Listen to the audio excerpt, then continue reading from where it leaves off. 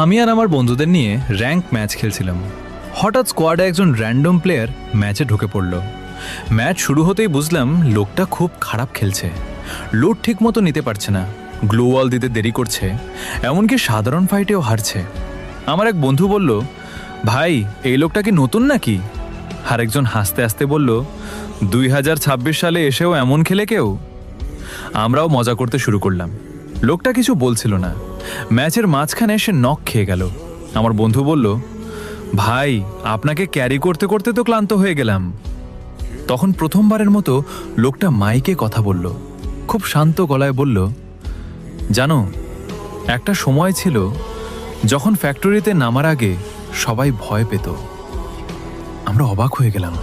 সে আবার বলল, তখন একটা বুইয়া পেতে পুরো রাত কেটে যেত, আর একটা নতুন বান্ডেল পেলে মনে হতো পৃথিবী জিতে ফেলেছি। আমরা চুপ।